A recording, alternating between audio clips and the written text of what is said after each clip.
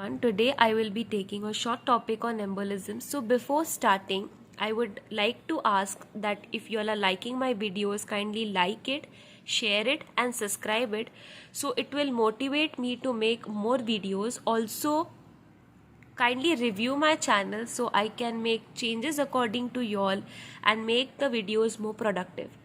Now let's start with our today's topic, embolism. So first we will see what is an embolus. An embolus is nothing but a detached intravascular mass which is solid, liquid and gas carried by blood from point of origin to distant site. So we will see that suppose this is a blood vessel, and this is the endothelium. So the blood is flowing this way.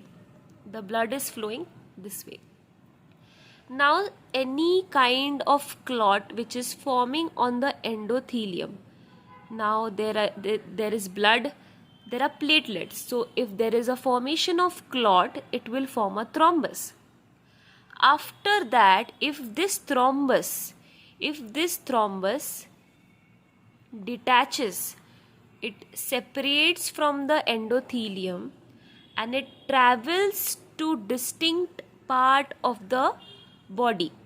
So you can see this thrombus is detached from the endothelium.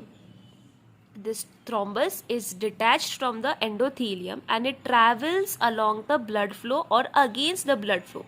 So this detached part is called as an embolus. So it is a detached intravascular mass which is solid, liquid or gas carried by blood from point of origin to distinct site. Now what is embolism?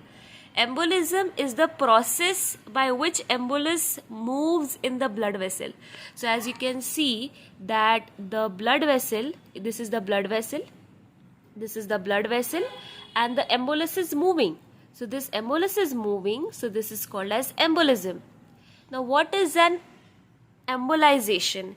It is minimally an invasive treatment. Embolic agents are placed through catheters into the blood vessels to prevent blood flow in that area. So what is embolization? Suppose this is a blood vessel and here there is an embolus. So this embolus contains platelets. So as these platelets cause clotting, the catheters are placed. So this catheter blocks the embolus from clotting more blood. So this is called as embolization. We will see what is classification or types of embolism. So the embolism could be of physical nature, source, infectivity and flow. Now under physical nature, it could be either solid, liquid or gas. Now under solid, it could be a thrombi, an atheroma, tissue, tumor or foreign body. In liquid, it could be a fat, bone marrow, amniotic fluid, or in the gas, it could be air, other gases as well. Under sources, it could be either cardiac or vascular. There is no such specific classification under cardiac, but under vascular, it could be arterial, venous and lymphatic. Now under infectivity, it could be non-infected or infected. Under non-infected, it is either bland, where it has no colonization of bacteria. In infected, there is septic, means there is colonization of bacteria. Now under flow, it could be either paradoxical or either it could be retrograde. Now what is a paradoxical embolism? Paradoxical embolism is nothing but when an emboli moves from venous to atrial flow. So the emboli, example is the emboli from the right ventricle can move into the left ventricle due to an intracardiac defect, and the retrograde is nothing but the embolism moves in opposite direction. Now suppose this is an emboli.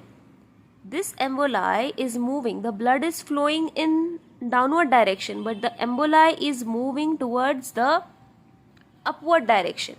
So you need to note that an emboli always moves towards the heart. The direction of an emboli or thrombus is always towards the heart, depending upon its blood flow.